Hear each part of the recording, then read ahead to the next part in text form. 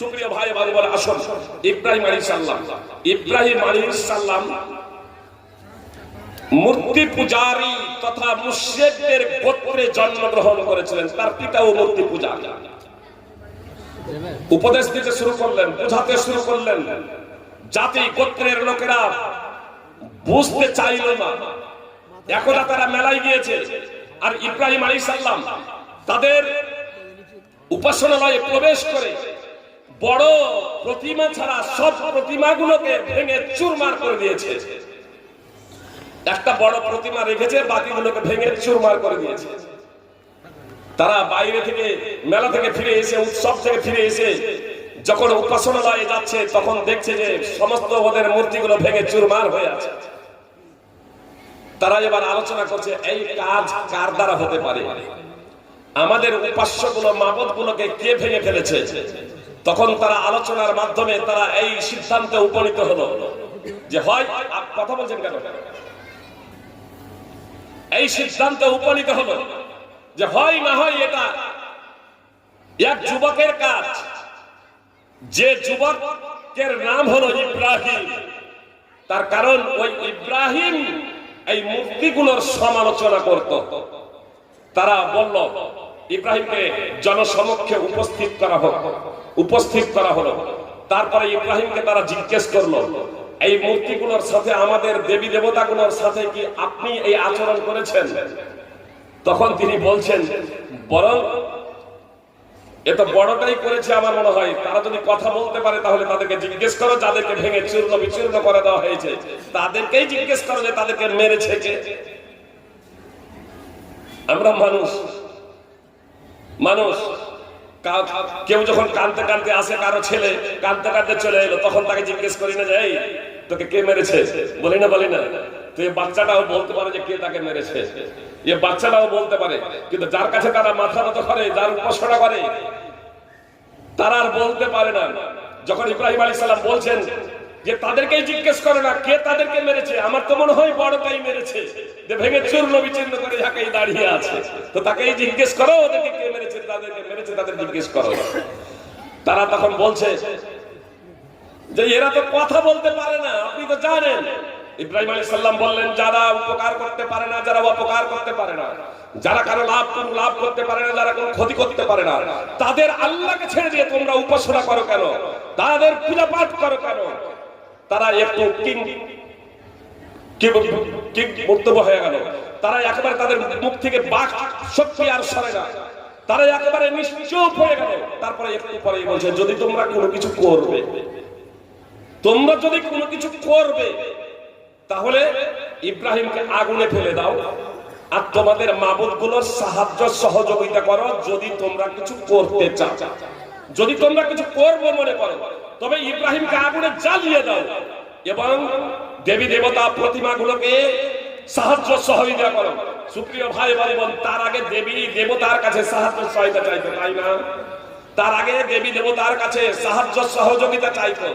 আপনারা দেখেছেন আল্লাহকে বাদ দিয়ে যারা পূজা পাঠ করে, যে মাজার, কত মাজার, মুসলমান বোকা নির্বোধ মুসলমান নিজেদের মুসলমান বলে দাবি করে, আর বিভিন্ন জায়গায় যায়, বলছে খাজা বাবা, দাতা বাবা, বলছে সন্তান দিতে পারে সন্তানহীনদের, আর সেই মাজারকে মেরে গুড়িয়ে দিচ্ছে, সেই মাজারকে ভেঙে গুড়িয়ে দেওয়া হচ্ছে। নিজেদের উদ্ধার করতে পারে না যারা, তারা আবার তাদের কাছে আবার এরা প্রার্থনা করে, তাদের কাছে প্রার্থনা করে যে হুসাইন রাদিয়াল্লাহু তাআলা আনহু কারবালার ময়দানে শহীদ হয়ে গেলেন, সেই হুসাইনের কাছে আজকে কিছু মুসলমান আছে, তারা প্রার্থনা করে। আপনার হজ করতে গিয়ে কাবার চত্বরে, উমরা করতে গিয়ে কাবার চত্বরে তারা বলে ইয়া হুসাইন মাদাদ। মাদাদ যখন বলছে তখন বুঝতেই পারছেন যে ইয়া রাদিয়াল্লাহ মানে হয় ভারতীয় অথবা পাকিস্তান অথবা আফগানিস্তান। আপনার উর্দু শেষেরটা উর্দু, ইয়া হুসেন মানে আরবি আর উর্দু আর সংমিশ্রণ। ইয়া আপনার সৌদি আরবিয়ানের না, এরা ইয়া হুসেন মাদাদ, হে হুসেন আপনি সাহায্য করুন। যে হুসেন কারবালার ময়দানে শহীদ হয়ে গেলেন, তার ইন্তেকালের পরে ইয়া আবার সাহায্য চাইছে এর নির্বোধ। সুপ্রিয় ভাতৃবৃন্দ ভগ্নীগণ, তো এই মুশরিক যারা, এরা যখন দলিল এবং তর্কের মাধ্যমে ইব্রাহিম আলাইহিস সালামের কাছে পরাজিত হয়ে গেল, যুক্তি তর্কের মাধ্যমে, দলিলের মাধ্যমে যখন ইব্রাহিম আলাইহিস সালামের সামনে পেরে উঠলো না, বাতিল পন্থীদের অস্ত্র কি জানেন? বাতিল পন্থীদের শেষ অস্ত্র হচ্ছে মার। বাতিল পন্থীদের শেষ অস্ত্র হচ্ছে মার। দলিল এবং যুক্তি উভয় দিক দিয়ে যখন পরাজিত হয়ে গেল, তখন এবার তারা বলছে হাররিকুহু ওয়ানসুরু আলিহাতাকুম, তোমরা ইব্রাহিমকে আগুনে ফেলে দাও এবং তোমাদের দেবী দেবতাগুলো, মাবুদগুলো, উপাস্যগুলোর সহযোগিতা করো। যদি তোমরা কিছু করো তাহলে এটাই করো যে ইব্রাহিমকে এখন আগুনে জ্বালিয়ে দাও। আমি আপনাদের বললাম যে লা ইলাহা ইল্লাল্লাহর দ্বারা আমি এবং আপনি কি করেছি? সমস্ত উপাস্যকে তছনছ করে দিয়েছি, সমস্ত উপাস্যকে তছনছ করে দিয়েছি।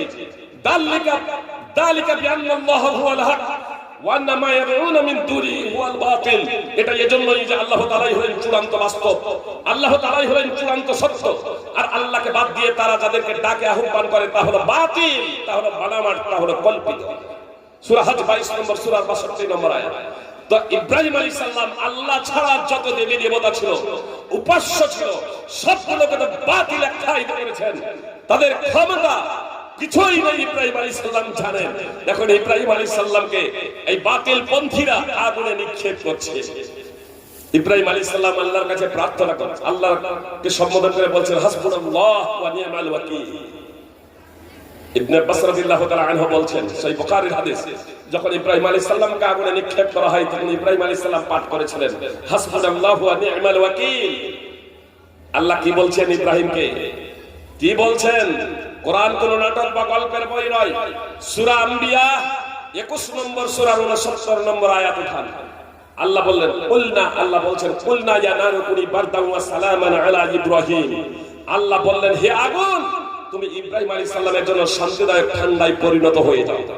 ইব্রাহিম আলাইহিস সালামের জন্য আগুনকে আল্লাহ নির্দেশ দিচ্ছেন, হে আগুন তুমি ইব্রাহিম আলাইহিস সালামের জন্য শান্তিদায়ক ঠান্ডায় রূপান্তরিত হয়ে যাও।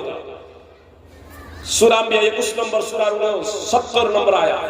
আগুন ইব্রাহিম আলাইহিস সালামের জন্য শান্তিদায়ক ঠান্ডায় পরিণত হয়েছিল না হয়নি? আগুনে ইব্রাহিম আলাইহিস সালামকে পুড়িয়ে ছারখার করে দেয়নি, ইব্রাহিম আলাইহিস সালামের বিন্দু মাত্র ক্ষতি করেনি। আপনার আগুন একেবারে ঠান্ডাও হয়ে যায়নি। বারদাউ ওয়া সালামা, শান্তিদায়ক ঠান্ডা, শান্তিদায়ক ঠান্ডা, যে তাপ নিয়ন্ত্রণ যন্ত্রে পরিণত হয়ে গেল।